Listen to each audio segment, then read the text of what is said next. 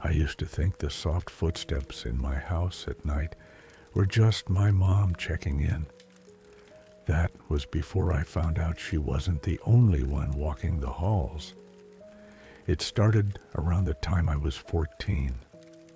Back then I believed it was my mother checking up on me at night. She had always been an anxious person, worried about everything and nothing, so I didn't think too much of it. Usually I would be too sleepy to even notice much. I would just hear the sound of soft footsteps or the creaking of the door. It never lasted long, and most of the time I would be back asleep moments later. It happened semi-regularly for years, without startling me too much. I didn't scared easily as a child, and even at that young age, I usually found logical reasoning for many things. That is until I was about 17, and the visitor came back. I was lying in bed with my bedroom door closed, but not locked. This time, it wasn't the sound that woke me, but the soft breeze that made me shiver. As I was just about to pull my blanket over my head, I heard the steps of someone walking over to my desk, rustling through the papers on top of it. Drawings I had made that day. I held my breath and made sure to stay frozen. My parents weren't home. It was the first night they'd ever left me completely alone. It had been a long discussion between my parents before they left the house. Even though I was clearly old enough, my mother didn't like leaving me. Her anxiety was never about herself. She was brave when it came to anything but me. I prayed that this person would leave if I stayed still enough. Or maybe my parents came home after all. I didn't dare to check, but I also couldn't hold my breath forever, so I tried as hard as I could to keep it quiet and calm. After what could have been a few minutes or an hour, I felt that the presence was gone, whoever or whatever it was, but I still didn't get up. I didn't check until the sun finally was up and my courage returned. The house was silent and my parents' bedroom was empty. Later in the day, my parents came back home. I knew I couldn't tell my mother because this would only give her more reasons for her fear and paranoia, even if it finally was justified. So I only told my father and made him swear not to tell Mom. He understood and started secretly checking each door and window for any signs of intruders. He couldn't find anything, and nothing was taken from our home. "Are you absolutely sure you didn't dream it all, Maeve?" he asked carefully. I shook my head. I wasn't sure about anything anymore. The thing I hadn't told him was that the paint on my drawings was slightly smudged. The nightly visitor stayed a part of my life for the following 5 years. I can't say for sure how often it happened or how many times I had been asleep during the visits. All I know is that it stayed a constant in my life. Only when I moved away to college did it stop. But every time I was back home, I felt it again. I started putting up a camera to film my room all night, but there was never any footage of another human walking around. It simply wasn't possible, and I started wondering if it might be all in my mind after all. Something I was too afraid to open up about to anyone. A few months ago, I graduated from college with a degree in graphic design and moved back with my parents. They didn't question at first why I didn't want to live completely on my own, why I decided to get a job at the local newspaper in our boring small town.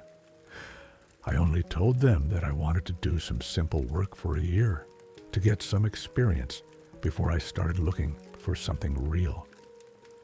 And that was fine with them, especially with my mom, who was always happier to have me close by. As the months went by, I became more and more comfortable. My friends in school had all moved away, but I found new ones. One of them was Jess, who worked at the same newspaper as a writer. She had been a year above me in high school. We didn't have much contact back then, but now connected over being one of the few young people still around. She introduced me to Corey, who lived on her street. Corey was in my year at school, but we weren't in the same circles back then. I started spending most of my time with them and stopped researching jobs out of town. I found a steady routine until the incident happened that would shake our entire town to its core. I was just coming back from the cinema one evening with Jess when Corey called us to tell us some horrifying news. Something terrible had happened in the quiet of our small town last night.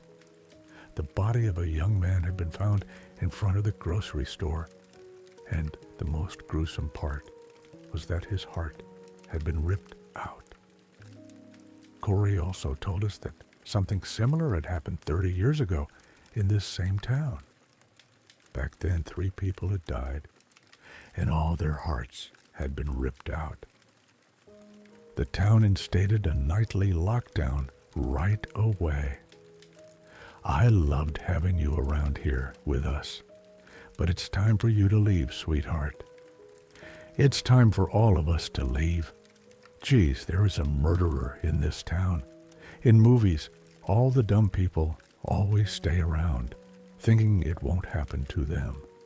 Let's just get the hell out of here. Take a vacation, or... My mother simply shook her head. Corey said this happened 30 years ago. That's when you were around my age, Mom. So you knew about it and never even told me. He said it didn't stop with one person. We should get away. I shouted, I don't like your new friends. They are bad company. She changed the subject.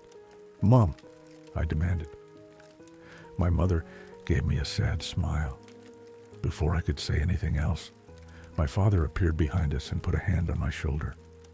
I felt it tremble, and he seemed out of breath, as if he had run home. Maeve, go up to your room, my mother said in a dry tone. Just because I live here, you can't treat me like a child. Tell me what's going on. Maeve, my father added in a strict tone that I hadn't heard from him in a long time. Go to your room. My parents wouldn't talk to me about the topic for the rest of the evening, but gave me a set of rules if I wanted to stay with them. Don't go outside after curfew. Keep your window locked at all times. Always tell us exactly where you're going, but try to stay inside as much as possible. All of that was easy enough, as I didn't plan to get myself in danger, and I countered by giving them the same rules. We all agreed and had a quiet dinner.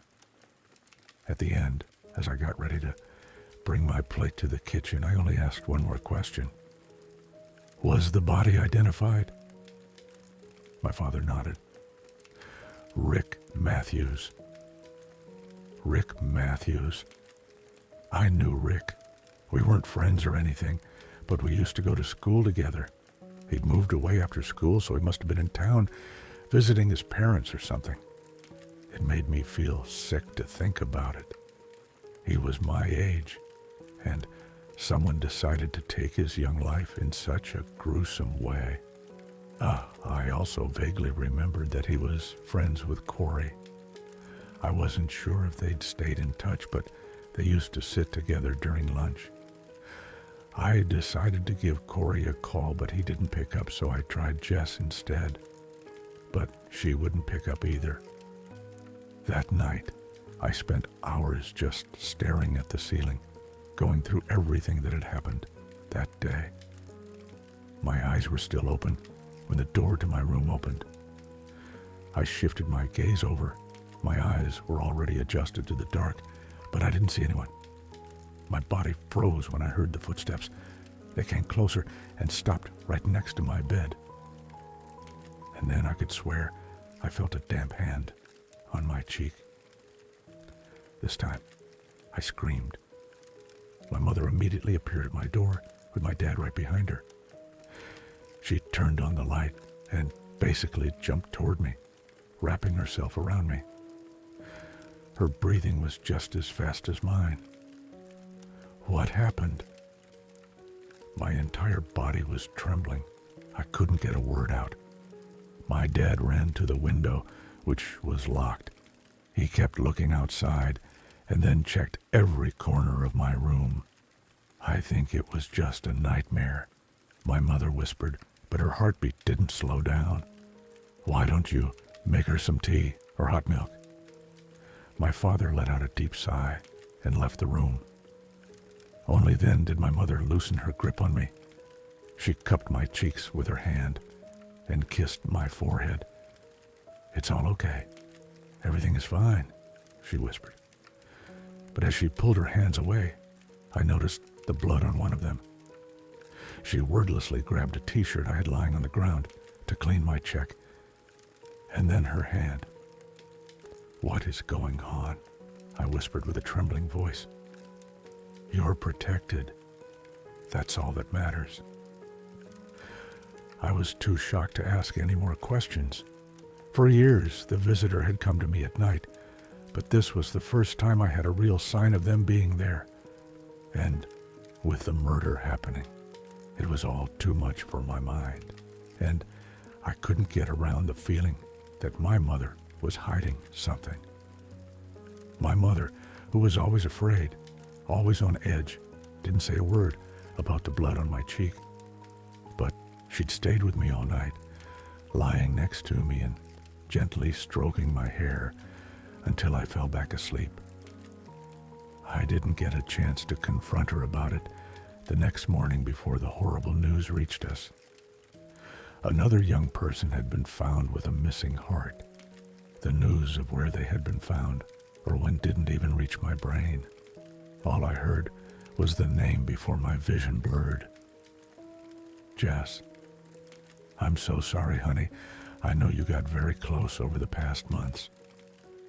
My father quietly spoke, but his voice sounded far away. This wasn't possible. Jess was dead. Jess had been murdered. I didn't leave my bed for the rest of the day, or the next. If the visitor came again that night, I didn't notice. At least there wasn't any more news of a murder the next day. I had planned to spend another day in bed when there was suddenly a knock on my door. Hey, I heard Corey say. He had heavy bags under his eyes, and his voice was hoarse.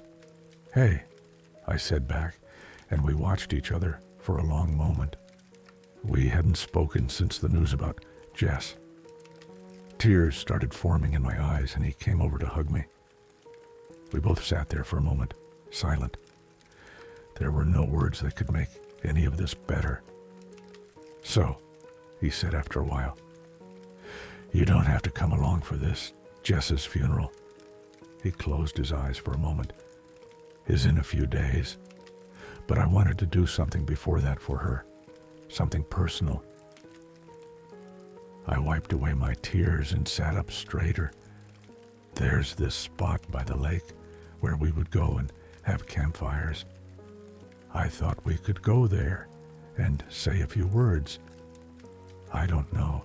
It won't be dark because we have to leave before lockdown, but let's do it. It was a completely dumb idea, but I was grieving and sick of feeling helpless.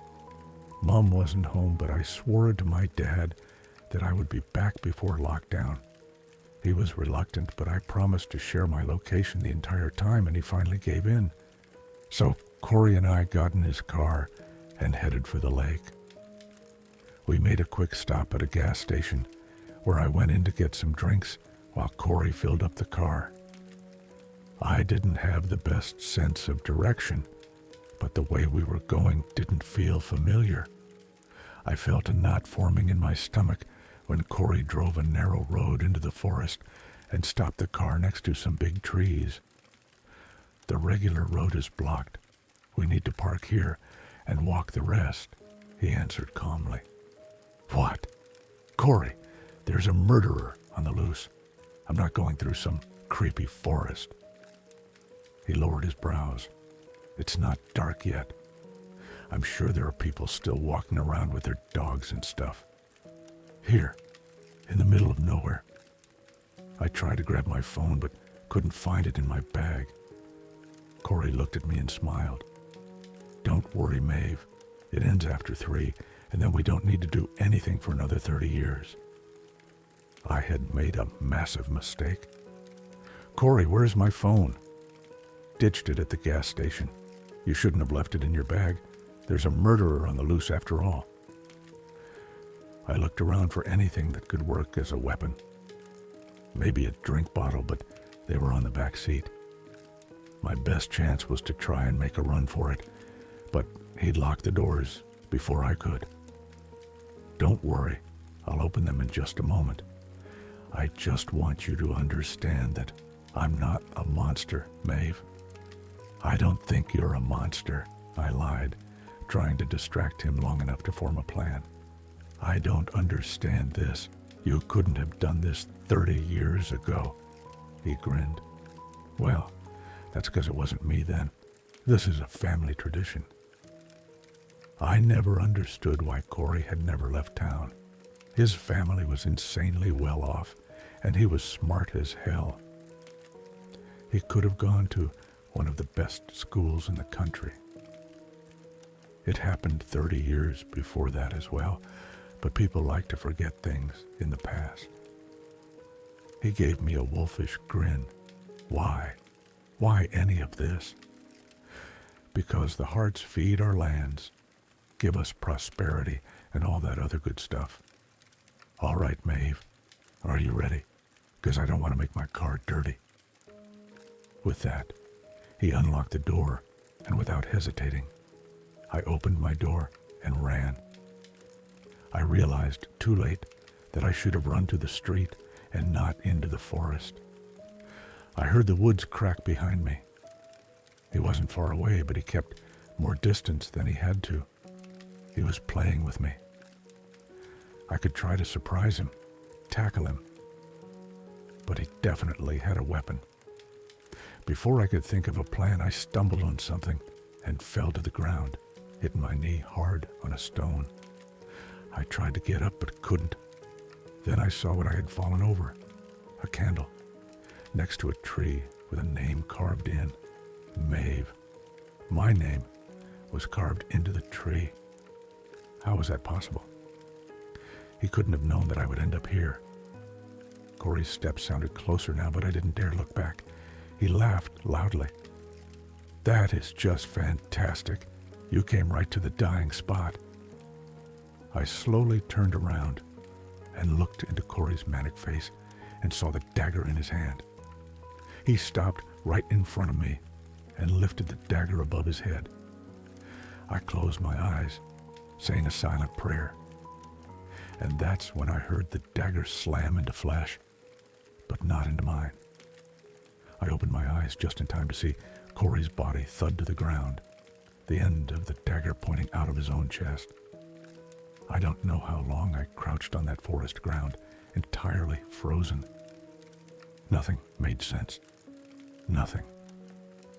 I only came back to my senses when I heard someone running toward me. In the distance, I grabbed for the dagger that was still in Corey's chest, but halted when I saw who was running toward me. Mom! She let out a scream. Of relief, I realized. She fell to the ground in front of me and grabbed me tight. Then she beheld Corey's body. What happened? So I told her everything. Then her eyes drifted to the tree that had my name on it. She protected you, she said quietly. She. Tears started forming at the corners of her eyes.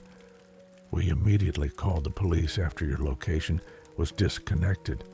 But then I had a feeling I had to come here. I think she was leading me here. Who?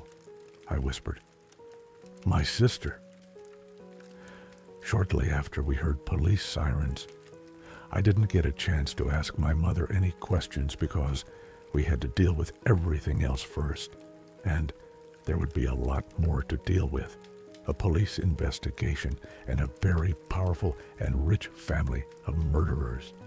But when we were finally alone, my mother gave me the answers I had been looking for. I never told you about your aunt. She died before you were even born. She was my entire life, and losing her ripped apart my entire soul. But even when she was gone, I could tell a part of her was still there. She used to come to me. I somehow could always sense that it was her, but of course I couldn't tell anyone about it. She didn't speak. She was just there, watching me. My chest tightened. But one day, she disappeared. It was when I was pregnant with you, a few weeks before you were born. She was there one last time. It felt final. Why did you never tell me about this? I thought she left that day, that her energy was spent up. And I didn't want to scare you. I only realized that she was still here on the night that I saw the blood on your face. She wasn't watching me anymore, but she was protecting the most important thing to me. She gave me a sad smile. It sounded impossible, but I had felt that presence. She had touched my cheek, and she had stabbed Corey. I hated saying these next words, but I had to ask. Why do you think she didn't stop the other murders from happening? I don't know. Maybe she couldn't. I believe she tried. That's why she had that blood on her hands that night. Maybe seeing you in danger took her over the edge. Is this why you never left town? Tears were rolling down her face. I couldn't leave her alone. I hugged my mother. That was what Corey meant by dying spot. The name on the tree wasn't for me. It was for the woman I was named after. All these years I was afraid of the stranger watching me at night. But as it turns out, she was looking out for me this entire time.